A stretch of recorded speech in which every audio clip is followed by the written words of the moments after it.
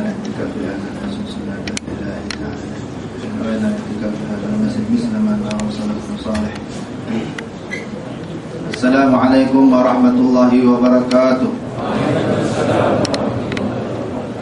حامدا لله ومصليا ومسلما على حبيب الله سيدنا ومولانا محمد بن عبد الله وعلى آله وصحبه ومن والاه. أما بعد. رب اشرح لي صدري ويسر لي أمري وارفع لي قدري واحلل عقدة من لساني يفقهوا قولي وسدد لساني واهد قلبي بجاه سيدنا محمد صلى الله عليه wasallam. Yang kita muliakan dan kita cintai, Al-Fadil Sahibul Fadilah Wassamahah Dzul Majdi Al-Athil Al-Habib Al-Allamah Al-Ustaz Saleh bin Ahmad bin Salim Al-Idrus yang datang dari Malang, Jawa Timur, Indonesia. Bersama rombongan beliau, dua putra beliau dan seorang lagi pengiring beliau, yang kita alu-alukan dan kita raikan pada malam yang amat bertuah di masjid yang sangat bertuah dan penuh keberkatan. Masjid yang telah berdiri puluhan tahun atau mungkin ratusan, menjejaki ratusan tahun. Di sebelah masjid ini bersemadi seorang alim besar, mufti pertama negeri Melaka, yang tidak kita lupakan jasa beliau, Al-Allamah Al-Mufti Haji Ahmad bin Haji Abdul Rauf, yang telah banyak menabur jasa kepada kita penduduk negeri Melaka puluhan tahun yang silam. Di tempat yang penuh keberkatan ini, kita berkumpul bersama orang-orang soleh, menatap wajah-wajah orang soleh. Mudah-mudahan Allah Subhanahu wa taala menggolongkan kita di kalangan orang-orang hamba-hambanya yang soleh. Amin ya rabbal alamin. Dengan berkat guru kita Al-Ustaz Saleh, Allah menjadikan kita orang-orang soleh. Amin ya rabbal alamin. Beliau tamu atau guru kita merupakan seorang anak murid ulama besar Muhaddithul Hijaz As-Sayyid Muhammad bin Alwi Al-Maliki, yang mana beliau berguru dengan Sayyid Muhammad bin Alwi Al-Maliki Muhaddithul Hijaz ini lebih dari 10 tahun, dan telah mengkhatamkan tidak kurang dari 100 buah kitab sepanjang beliau berada di sana, dan telah mengarang berpuluh-puluh buah kitab sehingga kini. Dan kitab-kitab beliau menjadi rujukan di banyak pondok-pondok pesantren, bahkan di negeri kita juga, di negara kita juga telah mula beredar. Bahkan di Hadramaut, di Yaman, dan di berbagai negara Islam, negara-negara penuh-penuh Islam. Alhamdulillah. Mudah-mudahan kita semua mendapat siraman keberkatan, siraman ilmu, santapan rohani pada malam yang bertuah ini. Patutnya malam ini malam kuliah saya, tapi alhamdulillah saya mengucapkan jutaan terima kasih kepada Lembaga Masjid Al-Abrar, tuan pengurusinya, dan semua tuan imamnya, pegawai syarahnya yang telah bersetuju untuk membenarkan dan mengizinkan maha guru kita untuk datang memberi sedikit tausiah, wejangan, nasihat untuk kita menghadapi bulan suci Ramadan insya-Allah, dan juga apa yang kita sedang berada di dalamnya, iaitu bulan Syaban. Ataupun terserah beliau lah apa yang beliau pandang dan rasa untuk patut disampaikan kepada kita malam ini. Yang penting kita semua hanya mengharap keberkatan dari beliau. Kita mengharap kepada Allah Subhanahu wa taala, mudah-mudahan perkumpulan kita ini diberkati Allah, kerana kita duduk di majlis orang alim. Ada hadis dalam kitab Al-Manhajus Sawi karangan Al-Habib Zain bin Smith tentang menceritakan tariqah Sadah Al-Ba'alawi. Di fasal ketiga tentang menceritakan sebuah hadis betapa nanti di hari kiamat akan ada satu orang yang sedang diheret oleh Allah Subhanahu wa taala, malaikat-malaikat Allah, untuk dihumban ke dalam neraka kerana dosa-dosanya begitu banyak. Maka ketika itu Allah Subhanahu wa taala memberi peluang terakhir kepada hambanya ini, dan Allah menanyakan kepada malaikat-malaikat, cuba tanya kepada hambaku ini, adakah dia pernah duduk di dalam majlis orang alim? Maka ditanya, malaikat mengatakan, tidak pernah ya Allah. Satu kali pun dia tidak pernah duduk di dalam majlis orang alim. Masya Allah. Maka Allah tanya, kalau begitu pernah tanyakan dia, pernah tak dia duduk sehidangan makan bersama orang alim? Ditanya, malaikat mengatakan tidak pernah juga ya Allah. Tidak pernah sekali pun dia makan bersama orang alim, satu orang pun. Masya Allah, ini orang betul-betul sibuk. Kalau begitu Allah bertanya, tanyakan lagi kepada hamba ini, adakah namanya sama seperti nama satu orang alim? Nama dan binnya, adakah ada sama dengan salah satu orang alim aku? Malaikat bertanya, dia kata tidak ya Allah. Namanya pun tak ada mirip-mirip sama langsung dengan satu orang alim. Allah. Maka kata Allah, sudah, ambil tangannya, pimpin tangannya ke syurga aku. Kenapa? Kerana dia ada kawan, dan kawannya itu cinta kepada orang alim. Kerana dia ada seorang kawan dan dia suka kawannya itu pula suka kepada orang alim. Berkat ini pun saja, bawalah dia ke dalam syurga Allah. Masya Allah, macam tu sekali kemuliaan orang alim. Betapa kita yang Masya Allah, di kalangan kita sering tiap malam duduk di dalam majlis ulama. Ini majlis yang sangat penuh keberkatan, yang kita akan menyesal kalau kita tidak duduk di dalam majlis ini. Kita akan menyesal atau di hari kemudian besok tidak ada hubungan dengan orang-orang soleh, dengan alim ulama. Mudah-mudahan kita tidak akan menjadi orang-orang yang menyesal tersebut. Amin ya rabbal alamin. Menyingkatkan waktu, kami dengan segala hormat dan Al-Faqir mewakili majlis lembaga Masjid Al-Abrar mempersilakan kepada maha guru kita untuk menyampaikan tausiah beliau. Falyatafaddalu mashkuri.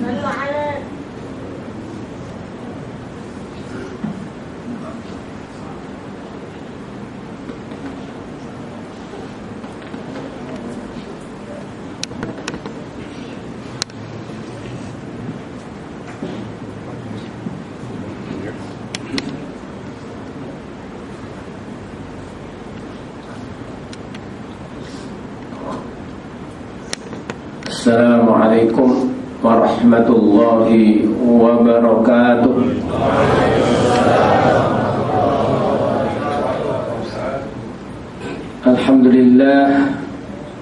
Alhamdulillahilladzi tafaddala alaina bi syahri Sya'ban al-mukarram. Nahmaduhu ta'ala ala ma tafaddala alaina bihi wa an'am. Wa na'udzu bihi min kulli dhanbin mustahkam. Wa asyhadu an la ilaha illallah wahdahu la syarika lah, syahadatan narju biha an-najata fi yawmin la yanfa'un nadamu liman yandam. Wa asyhadu anna sayyidana wa maulana wa habibana wa qurrata a'yunina Muhammadan abduhu wa rasuluh, sayyidul anbiya'i wa ajalul asfiya'i wal karzul mutarsam wal faidul muammam. Allahumma salli wa sallim wa barik wa azim wa karrim wa majid ala habibina wa syafi'ina wa qurrati a'yunina maulana Muhammad wa ala alihi wa ashabihi as-salikina manhajahul muqawwam. Amma ba'd. Ma'asyiral hadirin al-a'izza, bil khusus jamaat hadzal masjidil al-mubarak, Masjidil Abrar rahimakumullah. Ma'asyiral muslimin wal muslimat wal mu'minin wal mu'minat, al muntasibin wal muntasibat ila ummati sayyidil anbiya'i rahimakumullah. Para hadirin hadirat, pecinta majalisul ilm, terutama pengurus daripada Masjid Abrar, yang mudah-mudahan selalu mendapatkan inayah dari Allah Subhanahu wa taala. Begitu pula Anda Al-Ustaz Muhammad Nur Amali, yang mudah-mudahan Allah Subhanahu wa taala menjadikannya sebagai pelita dalam menjalankan akan syariat Nabi Muhammad SAW, dalam mendakwahkan akan syariatul Habib Muhammad SAW di hadhil Madinah khususan wa fil mudun al-islamiyah umuman. Amin Allahumma amin. Alhamdulillah, alhamdulillah, di mana kita dikumpulkan di salah satu baitun min buyutillah, salah satu rumah daripada rumah-rumah Allah Subhanahu wa taala, di saat yang teramat barokah ini, yaitu saat masa antara maghrib dan isya, merupakan masa yang teramat mulia, yang mana bila hal tersebut menunjukkan akan suatu hal, dipastikan menunjukkan akan betapa kita yang berkumpul di masjid yang mubarak ini, di masa yang sangat mubarakah ini, benar-benar merupakan hamba-hamba yang diridhai oleh Allah Subhanahu wa ta'ala. Amin. Betapa tidak? Sebab daripada tanda-tanda hamba-hamba pilihan Allah Subhanahu wa ta'ala, bila mereka dimampukan untuk mempergunakan waktu-waktunya, mempergunakan umur-umurnya dalam rangka meningkatkan akan taqarrubnya kepada Allah Subhanahu wa ta'ala, semacam kita berada pada malam hari ini. Lebih-lebih kita sekarang berada di bulan yang teramat mulia, bulan Sya'ban, bulan yang merupakan rangkaian dan runtutan daripada tujuan Allah Subhanahu wa ta'ala menciptakan manusia dalam kehidupan ini. Sebab perlu kita sadari dan perlu pula kita ketahui bahwasanya Allah Subhanahu wa ta'ala tidaklah menciptakan akan kehidupan ini, bil khusus tidak akan menciptakan manusia dan jin dalam kehidupan ini terkecuali hanya dan hanya untuk mereka mengenal bahwa Allah adalah Khaliqnya. Tujuan daripada kita dihidupkan tiada lain untuk kita mengetahui bahwa Allah Subhanahu wa ta'ala bariuna yang menciptakan kita, yang mana untuk mengenalkan dan memberitahukan akan hal ini kepada kita, Allah Subhanahu wa ta'ala sengaja mengutus Nabi Muhammad sallallahu alaihi wasallam sebagai wasithah antara makhluk Allah Subhanahu wa ta'ala, terutama umat Nabi Muhammad sallallahu alaihi wasallam ini dengan Allah Subhanahu wa ta'ala, yang mana digambarkan, disimpulkan oleh Allah dalam runtutan daripada 3 bulan yang mubarakah ini, yaitu bulan Rajab, bulan Sya'ban, serta bulan Ramadan. Maka disebutkan dalam hadis yang mana walaupun hadis ini hadis maudhu tapi artinya benar, di mana disebutkan Rajabu syahrullah wa Sya'banu syahri wa Ramadhanu syahru ummati. Bulan Rajab adalah bulannya Allah Subhanahu wa ta'ala. Dengan kata lain, bulan untuk kita diingatkan bahwa kita diciptakan tiada lain hanya dan hanya untuk mengenal akan Allah Subhanahu wa ta'ala sebagai pencipta kita. Kemudian setelah itu Allah Subhanahu wa ta'ala menjadikan akan bulan selepas bulan Rajab adalah bulan Sya'ban, yang mana bulan Sya'ban adalah syahru an-Nabi Muhammad sallallahu alaihi wasallam.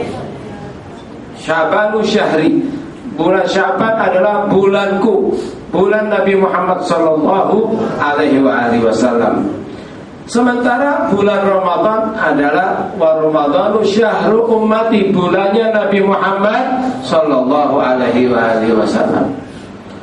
Nah, tadi Allah Subhanahu wa ta'ala sengaja menciptakan akan manusia ini tiada lain hanya untuk mengenal Allah sebagaimana dalam penafsiran firman Allah, wa ma khalaqtul jinna wal insa illa liya'budun, yang mana arti daripada illa liya'budun menurut Sayyidina Abdullah bin Abbas, Imam Mufassirin, dan Ibnul Aliyah mengatakan bahwasanya arti illa liya'budun ai illa liya'lamun, agar mereka mengenal aku, mengetahui aku sebagai penciptanya.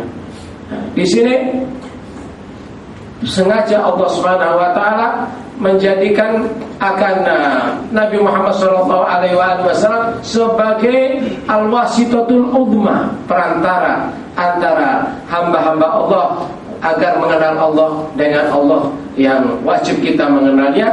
Maka Allah menjadikan bulan Sya'ban adalah bulan Nabi Muhammad SAW selaku pengenal, jembatan, wasithah antara kita dengan Allah Subhanahu wa taala.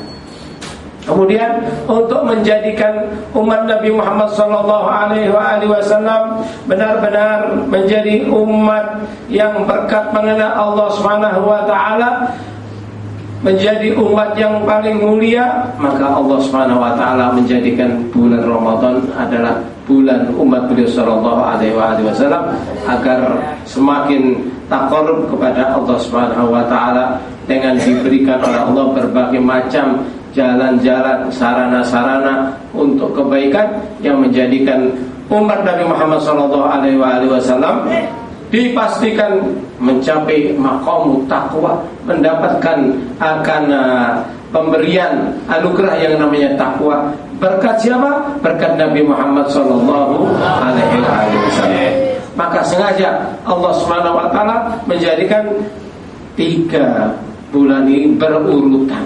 Begitu kuatnya hubungan keterkaitan antara 3 bulan ini, Nabi Muhammad SAW mengingatkan akan umatnya dengan mengisyaratkan dalam doa beliau, Allahumma barik lana fi Rajab wa Sya'ban wa ballighna Ramadan. Dalam riwayat yang lain, Allahumma kama ballaghna Rajab wa Sya'ban fa ballighna Ramadan. Untuk menunjukkan ketiga hal tadi itu sangat kuat akan hubungannya, sangat kuat akan runtutan dan rentetannya, yang mana hal ini masing-masing bulan ditandai dengan alamat atau isyarat akan hal tersebut. Dalam hal ini bulan Rajab disebut Syahrullah. Kenapa? Pada bulan Rajab inilah untuk menjadikan hamba-hamba Allah betul-betul mengenal Allah Subhanahu wa taala. Allah memberikan sistem yang sangat mujarrab, yang sangat tepat, yaitu sistem as-shalah.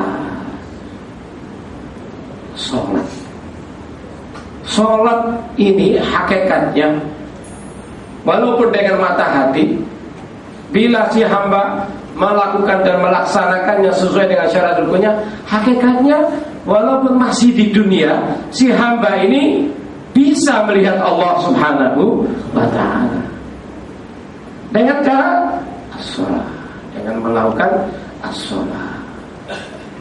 Puluhan hadis yang menerangkan betapa as-shalah ini adalah merupakan anugerah yang teramat mulia, pemberian Allah yang tertinggi. Karena walaupun masih di dunia, si hamba mampu untuk berbicara dengan Allah Subhanahu wa taala, bisa untuk melihat akan Allah Subhanahu wa taala walaupun dengan mata hatinya. Ini yang diungkapkan langsung oleh baginda Rasulullah SAW dalam hadisnya, ma utiya abdun fid dunya khairan lahu min an yu'dana lahu fi rak'ataini yusallihima. Rawahu At-Tabarani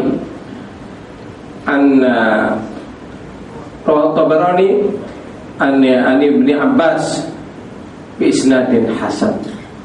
Ini hadis jelas-jelas menunjukkan betapa yang namanya sholat itu hakikatnya adalah melihat Allah Subhanahu wa taala, di mana arti daripada hadis tersebut, anugerah Allah untuk hamba-hambanya di dunia ini beraneka ragam, bermacam-macam. Ada anugerah yang namanya kesehatan, anugerah kekayaan, anugerah keluarga istri yang cantik, anugerah keluarga yang sakinah. Namun dari seluruh aneka macam daripada anugerah-anugerah Allah, tidak ada yang menandingi anugerah dimampukannya si hamba untuk melakukan sholat walaupun hanya 2 rakaat saja. Melihat hakikat daripada sholat, yaitu melihat Allah Subhanahu wa ta'ala.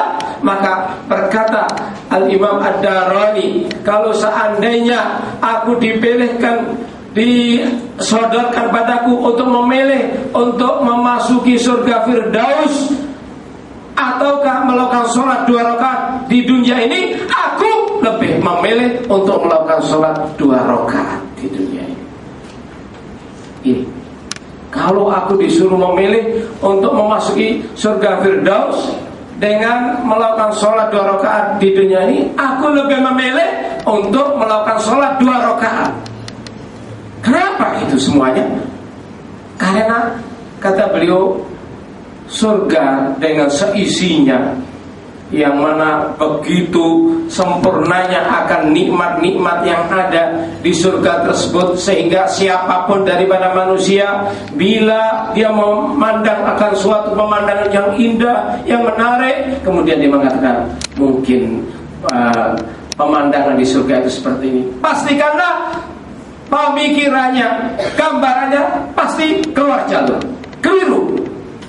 Sebab hakikat daripada keindahan surga jauh daripada apa yang ia bayangkan. Allah Subhanahu wa ta'ala sendiri telah berfirman, mala ainun ra'at wala udhunun sami'at wala khatara ala qalbi bashar. Ini sudah dipastikan oleh Allah. Bagaimanapun ahlinya si pelukis untuk melukis keindahan daripada surga, tidak akan mampu. Walaupun diberi umur 1000 tahun, 2000 tahun sampai mati pun tidak akan mampu dia melukiskan hakikat daripada surga. Namun ketahuilah ma'asyiral hadirin wal hadirat, itu surga yang demikian sempurnanya akan nikmat-nikmat Allah, itu diberikan oleh Allah untuk balasan daripada nafsu kita dalam menjalankan perintah-perintah Allah dalam beribadah. Itu yang namanya balasan, yang namanya surga. Tapi ingat, dalam Al-Quran sendiri sudah menunjukkan bahwasanya surga yang begitu hebat, yang begitu sempurna, itu masih kurang. Masih perlu ada pemuncaknya, ada nikmat yang lebih hebat, pusat daripada seluruh nikmat, puncak daripada seluruh anugerah Allah. Apa kerana? Yaitu an-nadharu ila wajhillah, melihat zat Allah Subhanahu wa ta'ala yang tidak bisa kita bayangkan. Nikmat melihat zat Allah itulah hakikat daripada kebenaran pengakuan si hamba akan benar-benar Allah adalah Tuhannya, Allah yang menciptakannya.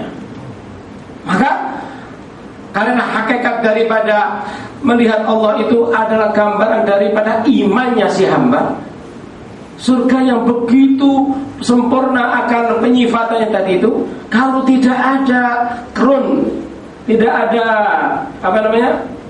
tidak ada pemuncaknya, tidak ada apa-apanya, hambar. Apa pemuncaknya? Yaitu yang telah disebutkan tadi, melihat zat Allah, yang hal ini ditandaskan oleh Allah, wujuhu yaumaidin nadhirah ila rabbiha nadhirah. Wajah-wajah daripada ahli surga menjadi semakin bercahaya manakala mereka melihat zat Allah Subhanahu wa ta'ala. Di sini beda antara balasan daripada nafsu-nafsu kita yang berpayah-payah untuk menjalankan akan perintah-perintah Allah dan ibadat dengan balasan daripada hakikat kenalnya imannya si hamba pada Allah Subhanahu wa taala, sehingga walaupun surga tadi itu sangat lengkap, tapi bila tidak ada nikmat yang satu ini, yaitu melihat Allah, justru sholat 2 rakaat di dunia lebih baik daripada memasuki surga. Ini yang dikatakan oleh Al-Habibul Imam Ali bin Muhammad Al-Habashi, fi jannatin ma syaqani min wasfiha illa likaunil hibbi fiha khayyama. Surga yang begitu sempurna akan nikmatnya, itu aku tidak tertarik untuk masuk surga. Aku tidak tertarik untuk memasuki surga, kecuali bila ada Nabi Muhammad SAW di surga tersebut, yang mana dalam hal ini gambaran daripada keridhaan Allah Subhanahu wa taala. Nah, oleh karena demikian Allah Subhanahu wa taala menyebutkan betapa bedanya orang yang imbalan balasan daripada jeripaya nafsu dengan gambaran daripada hakikat imannya si hamba, dengan firman-Nya dalam Al-Qur'an Al-Azim,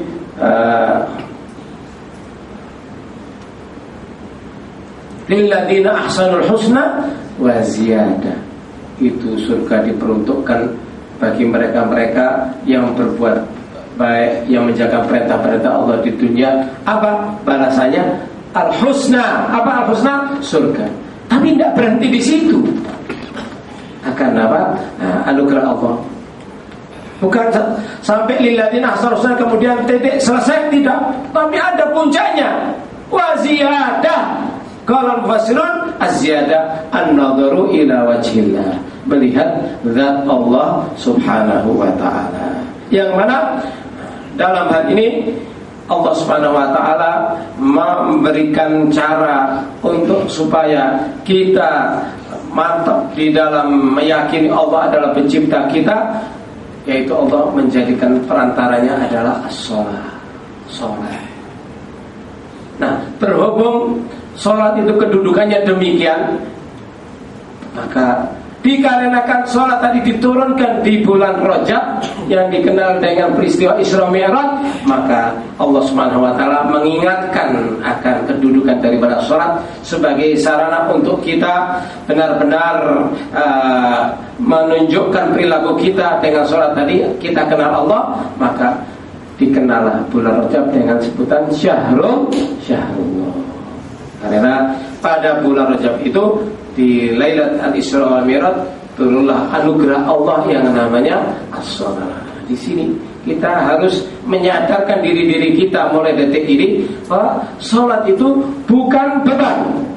Salat itu bukan penghalang, tidak, tapi salat adalah anugerah yang dalam realisasinya kita harus menjadikan kebutuhan kita untuk sholat ini melebihi daripada kebutuhan kita dalam makan kita. Harus menjadikan kebutuhan kita pada sholat kita melebihi dari kebutuhan kita akan minum kita, akan hubungan kita dengan istri kita, akan kita menikmati kehidupan ini. Harus nomor satukan akan sholat. Karena hakikat daripada sholat tadi adalah apa? Walaupun dengan mata hati melihat zat Allah Subhanahu wa ta'ala. Kemudian setelah itu Allah ingin memberitahukan kepada kita, kalau bukan karena Nabi Muhammad SAW, kita tidak akan kenal Allah Subhanahu wa ta'ala. Kalau bukan karena Nabi Muhammad SAW, tidak akan disebut asma'ullah, tidak akan dikumandangkan Allah, Allah dan Allah. Tapi karena berkat Nabi Muhammad SAW, kita kenal Allah Subhanahu wa ta'ala. Kita mampu menjalankan hak-hak Allah Subhanahu wa ta'ala. Oleh karena demikian, sengaja Allah Subhanahu wa ta'ala untuk mengisyaratkan akan betapa Nabi Muhammad adalah satu-satunya pintu antara hamba dengan Allah, sebagaimana dalam hadis qudsi Allah Subhanahu wa taala berfirman, wa izzati wa jalali law atauni min kulli bab wastaftahu min kulli bab ma fatahtu lahum illa min babika ya Muhammad. Kalau seandainya manusia mengaku mereka itu cinta padaku dan mereka menginginkan akan pintu-pintu untuk sampai padaku, tapi tidak melalui pintu yang aku jadikan ketentuan untuk bisa sampainya berhasil si hamba tadi, yaitu pintu ya Nabi Muhammad, aku tidak akan membukakannya. Walaupun ia menghabiskan umurnya menurutnya untuk ia beribadah cinta pada Allah, tapi tidak mempercayaimu, tapi tidak mengetahui hak-hakmu, tapi tidak memasuki pintumu, maka aku tidak menerimanya. Putus hubungannya, tidak ada hubungan antara aku dengan mereka. Ini sudah ditentukan, disebutkan dalam salah satu penafsiran dari asbab nuzul daripada firman Allah Subhanahu wa taala, wa rafa'na laka dzikrak, wa rafa'na laka dzikrak, dan kami mengangkat untukmu sebutanmu, namamu wahai Nabi Muhammad. Manakala turun akan ayat ini, Nabi Muhammad SAW meminta kepada malaikat Jibril untuk bertanya kepada Allah apa arti, maksud, hakikat daripada firman Allah Subhanahu wa taala wa rafa'na laka dzikrak. Kemudian malaikat Jibril datang turun dan mengatakan, ya Muhammad, inna rabbal izzah qad qala inna ma'na wa rafa'na laka dzikrak, ai la uzkar illa wa tuzkar ma'i. Aku telah menentukan wahai Nabi Muhammad, karena cintaku padamu, yaitu tidaklah aku menyebut namaku terkecuali aku pasti menyebut namamu, wahai kekasihku, wahai nabiku, wahai rasulku. Maka dipastikan nama Nabi Muhammad selalu disebut bersama nama Allah Subhanahu wa taala. Itu di surga, baik di pintu-pintu, di jendela-jendela, di taman-taman surga, pasti dan pasti tersebut la ilaha illallah Muhammadun Rasulullah. Kemudian diteruskan dengan Jibril mengatakan, wa annal abda lau abadallah tula umrihi wa amila kulla khairin walam yusaddika fahuwa kafir wa laisa bisyai. Dan oleh karena demikian, siapapun daripada hamba manakala dia mengaku cinta pada Allah Subhanahu wa taala, menjalankan akan segala jalur-jalur yang menurutnya adalah ibadah, tapi tidak beriman kepada Nabi Muhammad, tapi tidak percaya kepada Rasulullah SAW, bahwa kafir, dia dihukumi kafir. Dan ketahuilah seluruh amal ibadahnya laisa bisyai, sama sekali setetes pun tidak menghasilkan pahala. Kenapa? Karena sama sekali tidak dihukumi ibadah. Kenapa? Karena tidak melalui jalur Nabi Muhammad SAW, karena tidak melalui pintu Nabi Muhammad SAW. Nah, untuk menyadarkan kita betapa kita mengenal Allah berkat Nabi Muhammad, untuk menyadarkan kita menjalankan hak-hak Allah berkat Nabi Muhammad, untuk menyadarkan kita betapa kita dalam kehidupan ini tiada lain untuk menjalankan perintah-perintah Allah melalui Nabi Muhammad SAW, sehingga beliau disebut wal wasitatul uzma, perantara yang teramat mulia dan teramat agung, Sayyidina Muhammad sallallahu alaihi wasallam. Maka Allah Subhanahu wa taala menjadikan khusus bulan Sya'ban itu terjadinya setelah bulan Rajab, untuk menunjukkan beliau adalah satu-satunya pintu Allah Subhanahu wa taala. Tidak sampai di situ saja, Allah Subhanahu wa taala menguatkan, mentakkidkan akan betapa Nabi Muhammad SAW adalah al-wasithah. Allah menjadikan mukjizat Nabi yang terbesar itu terjadinya di bulan Sya'ban, di bulan di mana kita berada. Antara lain yaitu terjadinya insyiqaqul qamar. Insyiqaq, terbelahnya al-qamar, bulan yang ada di atas kita di langit itu terbelah menjadi dua sebagai gambaran akan mukjizat Nabi Muhammad SAW. Terjadinya pada bulan Rajab.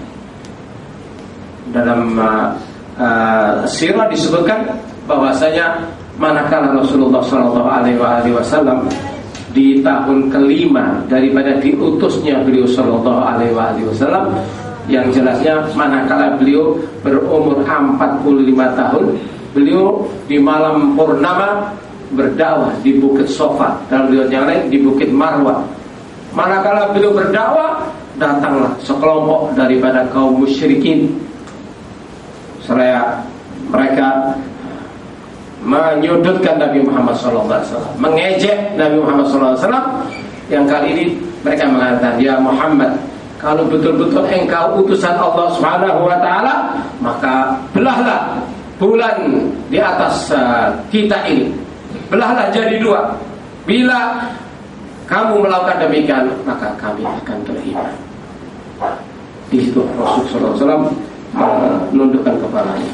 Begitu menundukkan kepala, kemudian beliau mengangkat kepalanya sambil mengangkat kedua tangannya, yang mana tangan kanannya mengarah ke arah gunung Jabal Abi Qubais, dan tangan kirinya mengarah ke gunung Qayquan. Gunung Qayquan. Seiring dengan gerakan tangan kanan Nabi Muhammad SAW tadi, maka terbelahlah akan bulan, yang mana bagian kanan daripada bulan tadi itu mengikuti isyarat tangan Rasulullah SAW guna bertengger di atas gunung Abi Qubais.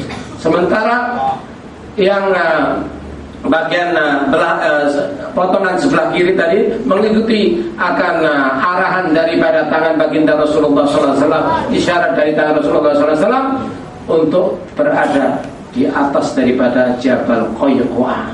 Di situ Nabi berteriak sambil bersabda, Ishadu bi anni Rasulullah. Saksikanlah bahwa aku benar-benar utusan Allah Subhanahu wa Ta'ala. Terjadinya pada bulan Sya'ban. Dan begitu pula yang namanya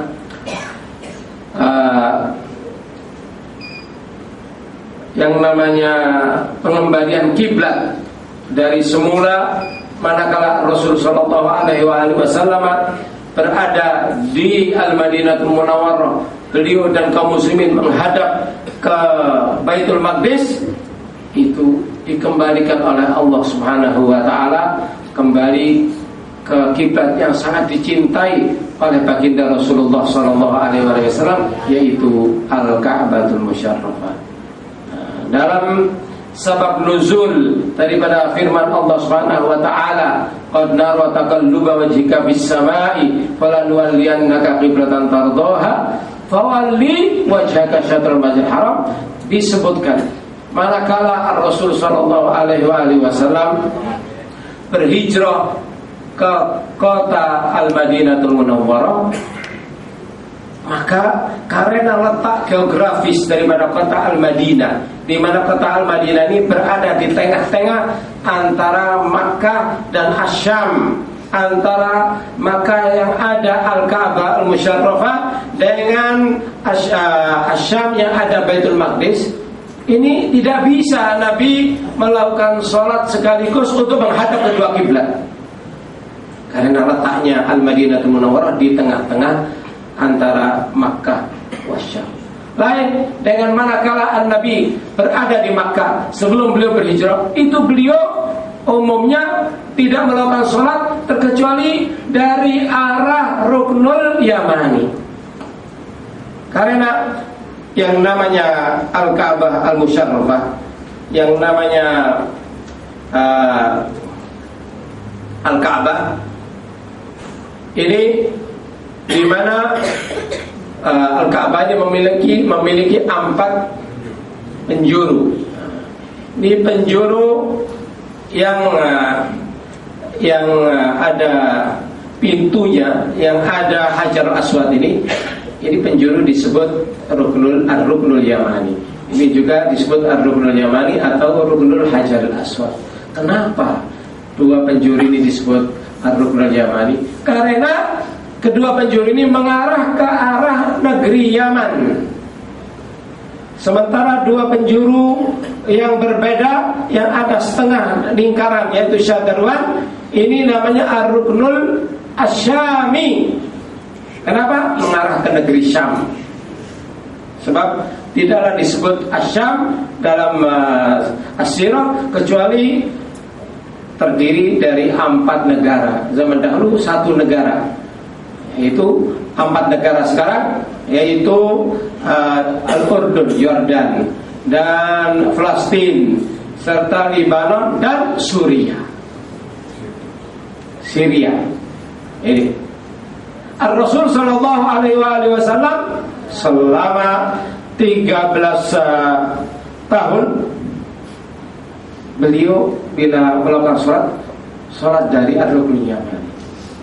Hikmahnya apa? Hikmahnya beliau sekali sholat tapi menghadap 2 kiblat, Al-Ka'bah wasyam wal Baitul Maqdis. Ini yang harus kita ambil hikmah dari pelajaran malam hari ini. Bila kita umroh atau haji, jangan lupa untuk apa? Selalu berusaha sholat di arah Ar-Ruknul Yamani. Sebab dipastikan kita mampu untuk sekali sholat menghadap kedua kiblat. Tidak perlu menghabiskan uang untuk musafir ke Baitul Maqdis. Cukup dengan berada di Makkahul Mukarramah, mampu untuk melakukan sholat dengan menghadap kedua kiblat. Ini yang dilakukan oleh baginda Rasulullah SAW.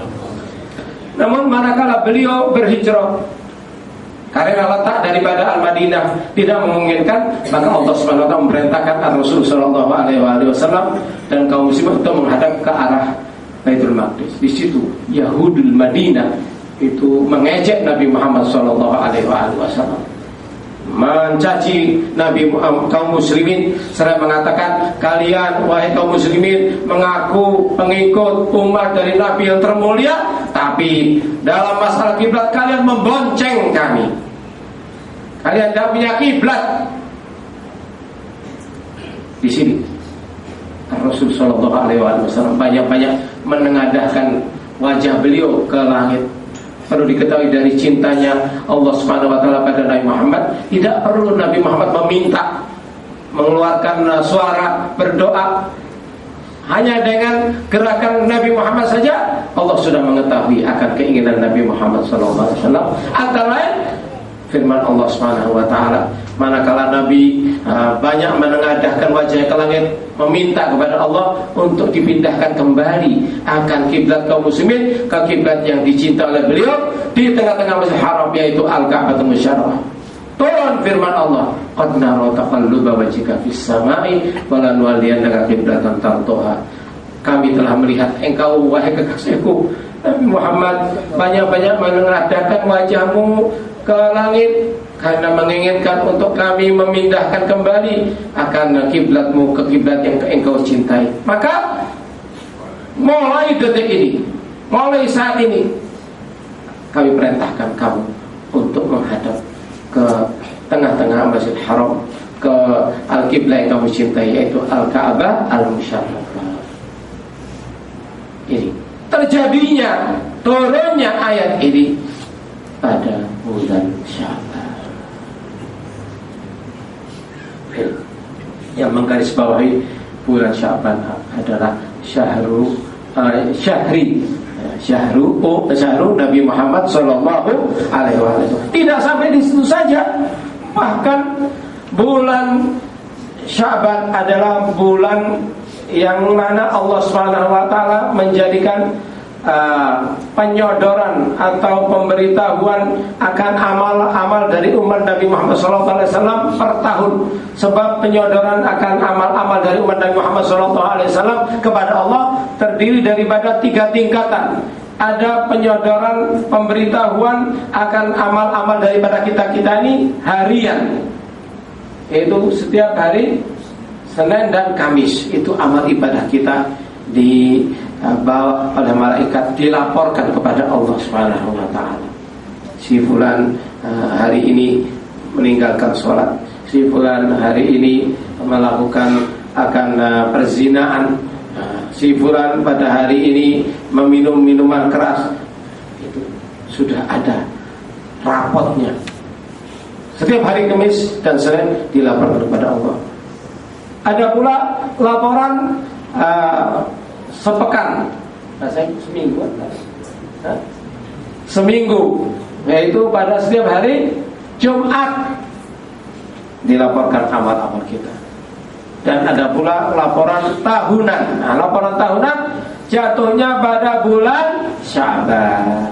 Maka tidak mengherankan bila Rasul Shallallahu Alaihi Wasallam banyak-banyak melakukan puasa di bulan Sya'ban, sehingga manakala ditanya oleh sahabat, Nabi bersabda, bulan ini adalah bulan dilaporkan akan amal-amalku, maka aku menginginkan manakala amal-amalku diperhatikan oleh Allah, dilaporkan kepada Allah, aku dalam keadaan berpuasa. Oleh karena demikian, mari kita mengikuti baginda Rasulullah SAW untuk banyak berpuasa di bulan Sya'ban. Kemudian daripada keistimewaan bulan Sya'ban, di bulan Sya'ban ini ada suatu malam yang sangat bertuah, malam di mana Allah Subhanahu wa taala menentukan akan umur-umur daripada hamba-hambanya, apakah dipanjangkan sampai setahun ke depan atau finish di tahun ini. Itu ditentukan di bulan Sya'ban.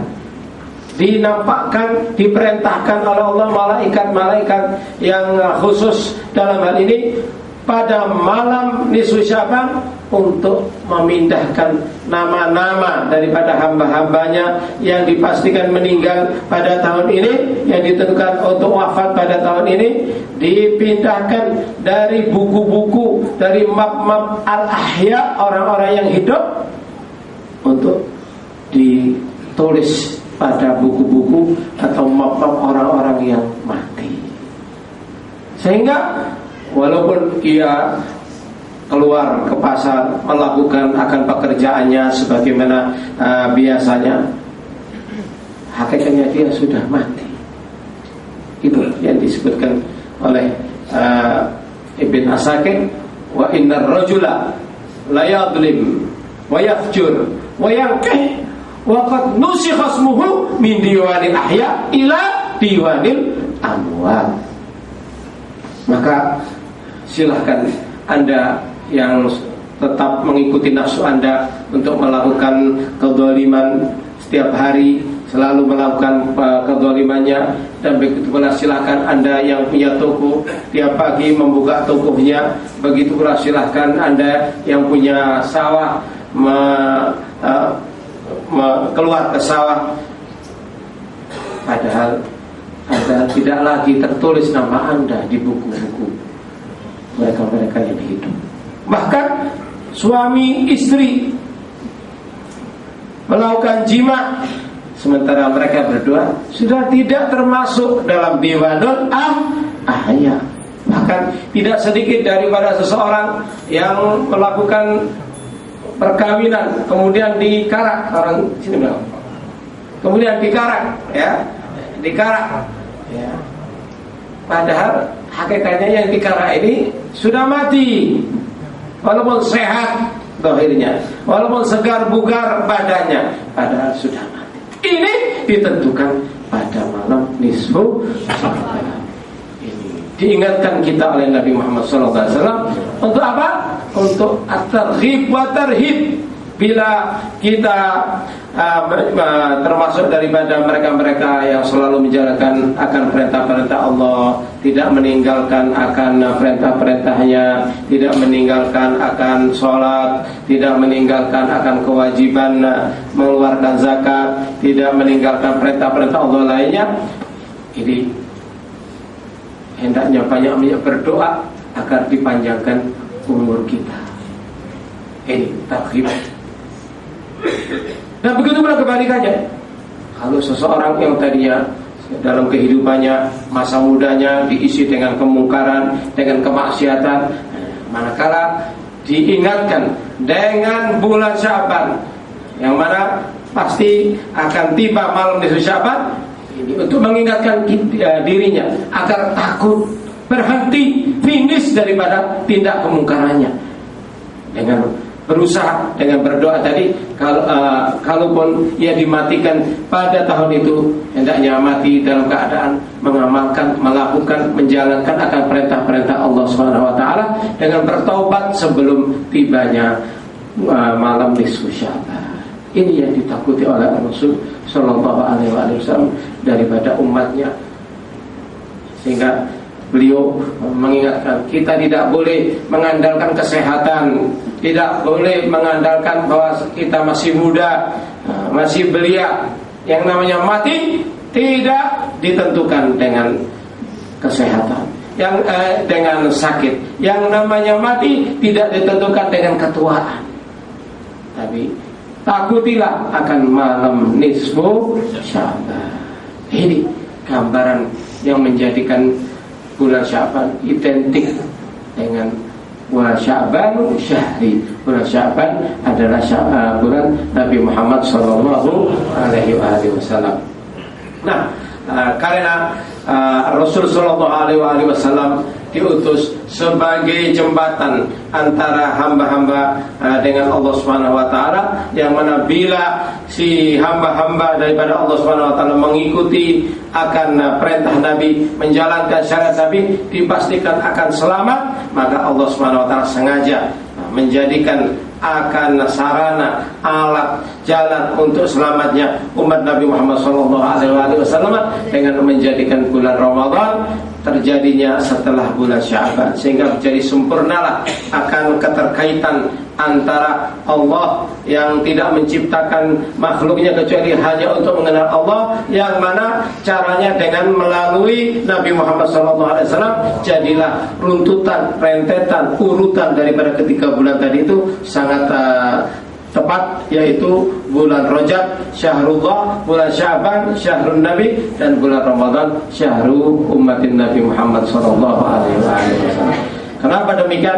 Karena berkat Nabi Muhammad sallallahu alaihi wasallam, jadilah bulan Ramadan adalah lahan untuk amal ibadah, yang mana bila umat Nabi Muhammad SAW mampu memaksimalkannya, dipastikan umat Nabi Muhammad dalam ibadahnya bukan saja menghasilkan akan pahala yang sangat besar, tapi tingkatan daripada masa-masa umat Nabi Muhammad berkat bulan Ramadan ini melebihi daripada mereka-mereka yang umurnya 3.000 tahun, 4.000 tahun, 5.000 tahun.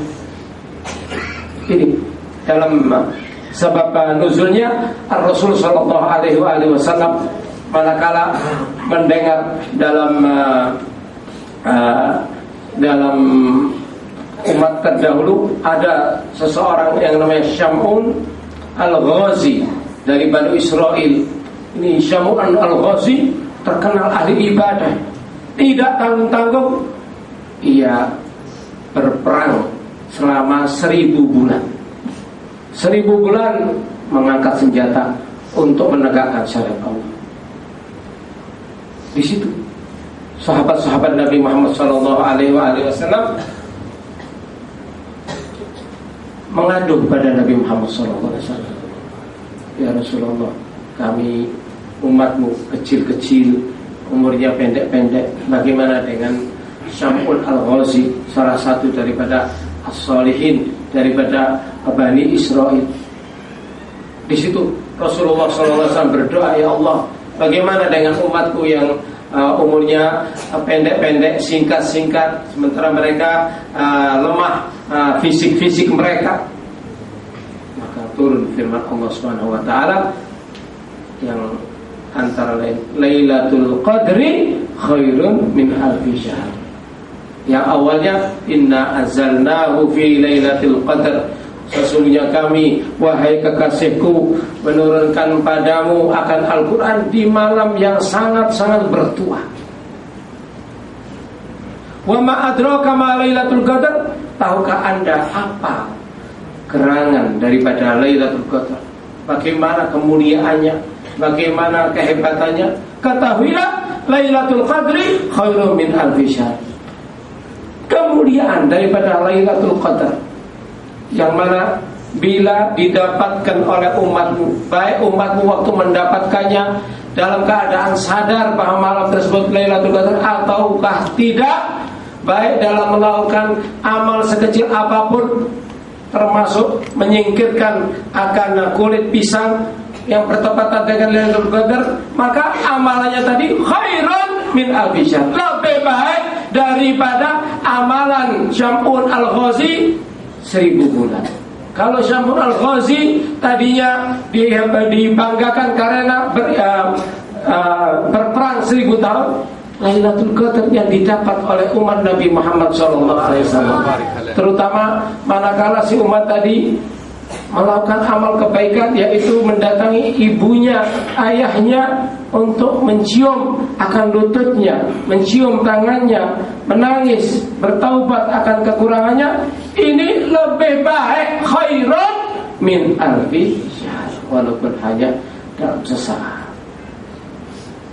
Ini maka dipastikan, katanya Al-Habib Al-Imam Uthullabi Al-Haddad, setiap umat Nabi Muhammad SAW ini manakala dipertemukan dengan bulan yang agung, yaitu bulan Ramadan, pasti dan pasti mendapatkan Lailatul Qadar. Dengan kata lain, pasti dan pasti ibadahnya mengalahkan akan ibadah daripada Syam'un Al-Ghazi. Atau lebih jelasnya, dipastikan dia akan mendapatkan pahala melebihi dari pahalanya orang yang beribadah selama 83 tahun. Selama 83 tahun. Sebab 1000 bulan itu sama dengan 83 tahun lebih. Sehingga kata Hibdullah bin Al-Haddad, barang siapa daripada kita-kita ini mendapati bulan Ramadan 12 kali, dipastikan pahala daripada ibadah kita melebihi daripada pahalanya umat terdahulu yang diberi umur 1000 tahun. Itu bila kita mendapati akan 12 kali daripada bulan Ramadan. Kalau saatnya kita mendapati akan bulan Ramadan 24 kali, dipastikan amal ibadah kita mengalahkan akan orang-orang terdahulu yang diberi umur 2000 tahun dan mengisinya dengan amal ibadah, masih kalah dengan ibadah-ibadah dari umat Nabi Muhammad SAW yang mendapatkan akan 24 kali daripada bulan Ramadan. Begitu pula bila kita mendapati akan bulan Ramadan 36 kali, berarti umur kita ini melebihi umur 3000 tahun. Dan begitu pula banyak daripada yang hadir ini umurnya lebih dari 50 tahun, 60 tahun. Yang mana kalau kita mendapati bulan Ramadan 48 kali, berarti umur kita lebih dari 4000 tahun. Apalagi kalau umur 60 tahun, berarti umur kita ini hakikatnya adalah 5000 tahun lebih. Ini yang harus kita mantapkan akan niatan-niatan kita, akan himmah-himmah kita untuk meraih segala anugerah yang dikhususkan untuk diturunkan oleh Allah pada kita, khusus pada bulan Ramadan. Sebagaimana Nabi Muhammad SAW sendiri telah mengingatkan, ya ayuhan nas, qad ja'akum syahrul mubarak, syahrul awwaluhu rahmah wa usaduhu maghfirah wa akhiru itqum minan nar. Wahai umatku, telah datang qad adallakum syahrul azim, akan bulan yang sangat mulia, bulan yang barakah, yang mana awalnya Allah menurunkan rahmat dan pertengahannya Allah menurunkan akan maghfirah, dan akhirnya setiap umat Nabi Muhammad pasti dibebaskan oleh Allah dari api neraka. Tidak sampai di situ saja, man taqarraba ila Allah fihi bi khaslatin minal khair kana kaman adda fardhatan fima siwa. Siapapun orangnya dari umatku, baik laki-laki atau perempuan, manakala melakukan amal sunnah, amal kebaikan, amal kebajikan di bulan Ramadan, diberi pahala, diberi tarif sama dengan kalau dia melakukan satu amalan fardu di bulan-bulan lainnya. Dan begitu pula bila si umat Nabi Muhammad di bulan Ramadan melakukan akan satu kewajiban, satu fardu, diberi tarif, diberi pahala sama dengan 70 fardu di bulan-bulan lainnya. Belum lagi yang namanya puncak daripada anugerah Allah, wa fihi lailatul khairun min alfi syahr. Maka kita diingatkan oleh Nabi Muhammad SAW dengan berurai air mata beliau Nabi Muhammad SAW mengingatkan jangan sampai menyia-nyiakan akan bulan Ramadan. Jangan sampai kita tidak menghargai akan bulan Ramadan, sebagaimana dalam hadis beliau sallallahu alaihi wasallam, la tazalu ummati bi khairin ma aqamu syahr Ramadan. Umatku akan tetap dalam kebaikan, akan tetap diberi pahala yang berlipat ganda manakala mereka mampu menjaga hak-hak bulan Ramadan. Sahabat bertanya, qalu wa ma khizuhu ya Rasulullah? Tolong beritahukan kepada kami ya Rasulullah, kami tidak mengetahui akan hak-hak daripada Ramadan. Apa yang menyebabkan kami jauh daripada hak-hak Ramadan, tidak menghargai akan bulan Ramadan sehingga kami menjadi hina? Dijawab oleh Rasulullah SAW, man amila zinan aw syariba khamran fihi fa'alaihi la'natullah wa la'natu ahli samawati wal ardh ila mithlihi minal haul. Barang siapa yang di bulan Ramadan justru melanggar akan larangan-larangan Allah, melakukan maksiat dengan berzina di bulan Ramadan, meminum minuman keras, hati-hati, Allah sendiri melaknatnya. Bukan saja Allah melaknatnya, Allah memerintahkan seluruh makhluk-makhluk di petala langit dan bumi untuk melaknatnya. Bukan melaknatnya satu hari, 2 hari, ila mithlihi minal haul, setahun penuh. Seluruh makhluk ini melaknat orang yang melanggar akan hak-hak Ramadan.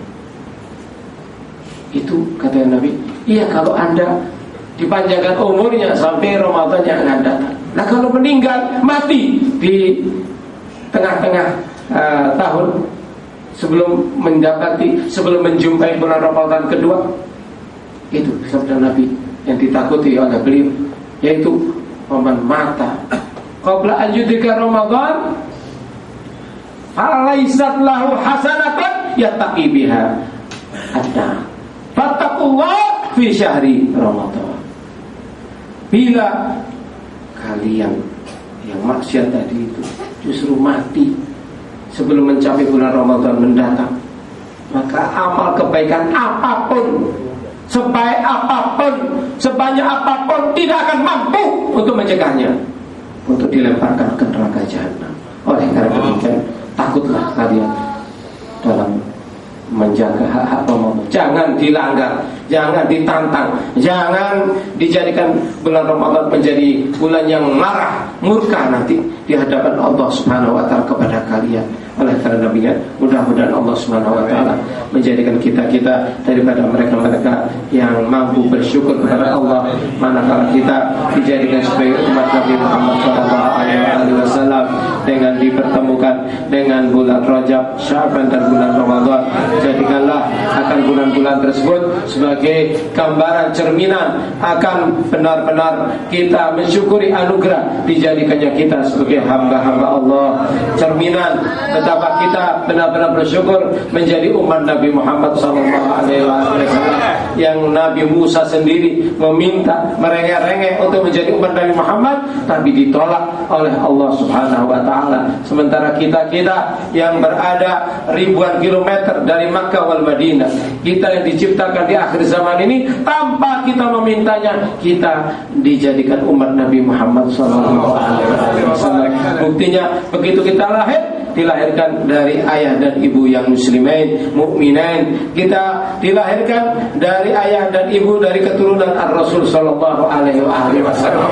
Maka tidak ada amal ketaatan, amal kebaikan yang bagaimanapun besarnya mampu untuk mengimbangi anugerah dipilihnya kita sebagai umat Nabi Muhammad sallallahu alaihi wasallam. Berkata Sayyidina Imam Al-Habib Ahmad bin Hasan Al-Attas, kalau seandainya daripada kita umat Nabi Muhammad ini begitu dilahirkan dimampukan untuk sujud dan diberi panjang umur untuk menunjukkan bahwa kita mengimbangi akan anugerah dijadikan umat Nabi Muhammad, tidak akan mampu, tidak akan bisa. Ini yang menjadikan ulama memerintahkan kita untuk tidak berdoa kecuali menyelipkan, memasukkan dalam doa tersebut alhamdulillah ala ni'matil islami wal iman wa kafa biha min ni'mah, alhamdulillah alladzi ja'alani min ummatin Nabi Muhammad sallallahu alaihi wasallam. Harus kita masukkan itu doa untuk menggambarkan bahwa kita minimal bersyukur dengan dijadikannya kita sebagai umat Nabi Muhammad.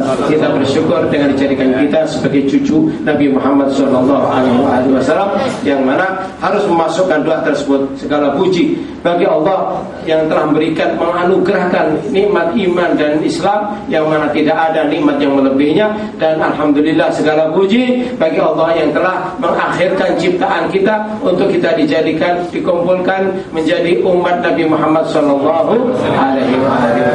Dengan demikian sehingga menjadikan ibadah kita semakin mantap, ketaatan kita semakin meninggi, ibadah kita mengikuti syariat Nabi Muhammad semakin besar dan banyak, terutama dalam menghadapi bulan Ramadan. Mudah-mudahan Allah Subhanahu wa taala menjadikan kita dari mereka-mereka yang sebaik-baiknya penerima akan tamu agung bulan Ramadan, yaitu dengan benar-benar menjadikan kita mereka-mereka yang melakukan ibadah puasa, menjalankan qiyamul lail dan mendapatkan Lailatul Qadar, sehingga kelak diaku sebagai umat Nabi Muhammad, sehingga kelak dikelompokkan pada golongan Nabi Muhammad yang telah dituntun langsung oleh Nabi Muhammad menuju surga Allah Subhanahu wa taala, sehingga anak istri kita kelak mendapatkan akan syafaat dari Nabi Muhammad, dan begitu pula anak keluarga kita, keturunan kita, ikhwanul muslimin wal muslimat wal mu'minat dituntun untuk menuju telaga Nabi guna mendapatkan air minum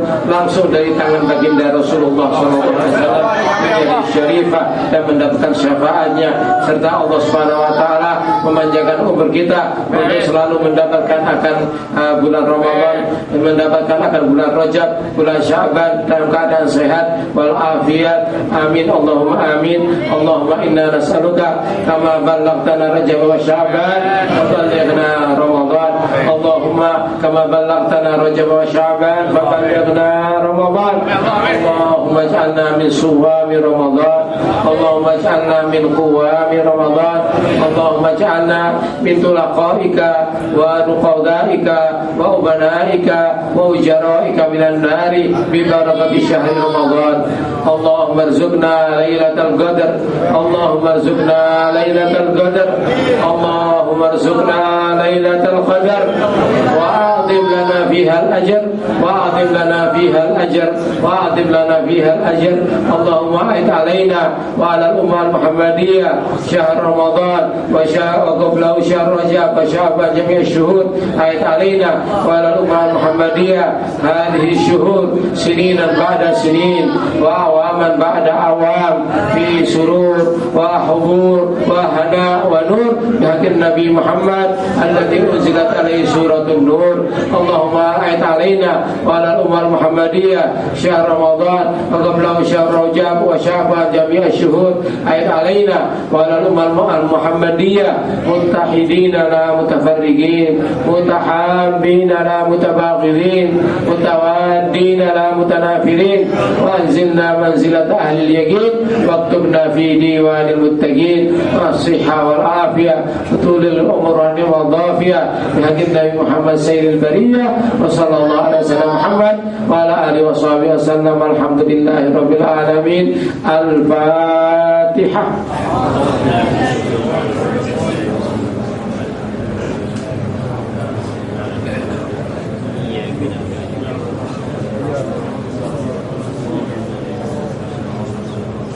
اللهم إنا نسألك بحق الفاتحة بشر الفاتحة وكرامة الفاتحة بشهادة الفاتحة إنا نسألك أن تجعلنا من أهل القبول إنا نسألك أن تجعل أولادنا بناتنا وزوجاتنا إخوان المسلمين والمسلمات والمؤمنين والمؤمنات من أمة النبي محمد سيد السادات اجعلنا وإياهم من أهل القبول وتمم لنا ولهم كل حاجة وسول واقضي لنا يا رب كل حاجة وسول واقضي لنا جميع المقاصد والمأمول واربطنا بأوليائنا بزهادنا بأتقيائنا بأسلافنا رجال الفحول بحق النبي محمد طاهر الرسول وأبي البتول وصلى الله على سيدنا محمد وعلى آله وصحبه وسلم والحمد لله رب العالمين والسلام عليكم ورحمة الله وبركاته.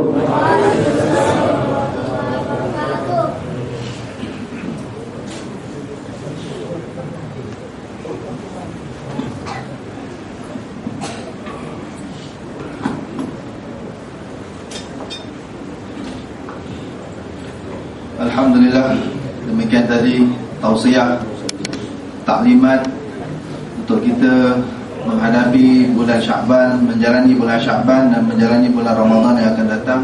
Mudah-mudahan pesan-pesan beliau memberi manfaat kepada kita. Moga-moga Ramadan dan Sya'ban bulan ini semakin berarti, semakin berkat, semakin bermakna buat kita. InsyaAllah mudah-mudahan kita yang hadir dipandang oleh Allah Subhanahu wa taala, dipandang oleh Rasulullah sallallahu alaihi wasallam dengan berkat kehadiran anak cucu baginda Nabi besar Muhammad sallallahu alaihi wasallam. Tempat ini mudah-mudahan tempat ini akan mengekalkan keberkatannya. Bagaimana kata Al-Imam Ja'far Shadiq radhiyallahu anhu, Qudum ahli bait Rasulullah sallallahu alaihi wasallam yulqi athara wa yubqi athara, kama qala radhiyallahu anhu. Datangnya seorang saja anak cucu Nabi sallallahu alaihi wasallam ke satu tempat, itu memberikan athar, memberikan kesan, memberikan keberkatan. Bukan saja memberi tapi mengekalkan, melestarikan, dan insyaAllah kekal keberkatan itu dengan jangka yang sangat lama. Antara arti keberkatan, nama keberkatan itu. Bagaimana kita hari ini masih Islam, kerana Islam yang datang kepada kita dibawa oleh anak cucu Nabi sallallahu alaihi wasallam. Mudah-mudahan terubat rindu kita kepada Rasulullah sallallahu alaihi wasallam dengan menatap wajah anak cucu Nabi sallallahu alaihi wasallam. Beliau doakan kita tanpa kita minta pun. Beliau mendoakan kita cukup panjang. Walaupun tuan-tuan mungkin tidak mengerti, tapi Masya Allah tuan-tuan tahu beliau mendoakan kita cukup panjang, cukup banyak. Maka kita berterima kasih kepada beliau atas nasihat dan doanya. Kita perlu kepada nasihat dan doa orang-orang alim, apalagi dari anak cucu Nabi sallallahu alaihi wasallam. Kerana doa-doa orang begini sangat-sangat mustajab, sangat-sangat diterima oleh Allah Subhanahu wa taala. Mudah-mudahan doa itu mengalir terus kepada diri kita, anak cucu kita, zuriat kita ila yaumil qiyamah. Amin ya rabbal alamin. Sekali lagi kami mewakili Masjid Semabuk Al-Abrar, Masjid Semabuk, mengucapkan jazakumullah khairal jazak kepada Al-Fadilatul Habib Saleh bin Ahmad Aidrus atas tausiahnya, dan mudah-mudahan ini bukan kali terakhir, dan insyaAllah akan diiringi tausiah demi tausiah mendatang dengan berkat Nabi Muhammad SAW. Dan kepada beliau juga kami mengucapkan atalallahu umrakum wa wasa'a arzaqakum syahran mubarakan. Mudah-mudahan Ramadan mubarak, kita akan bertemu lagi di dalam majlis yang lebih besar, lebih berkat lagi. Amin ya rabbal alamin. Dan terima kasih atas doa Habib kepada kami semua. Mudah-mudahan diterima oleh Allah Subhanahu wa taala. Jazakumullah khairan jazaa. Demikian yang saya juga mewakili beliau, mohon maaf atas segala kekurangan dan tersalah cakap atau tersalah bahasa. Mudah-mudahan Allah maafkan kita semua. Amin ya rabbal alamin. Wabillahi taufiq wal hidayah. Wassalamualaikum warahmatullahi wabarakatuh.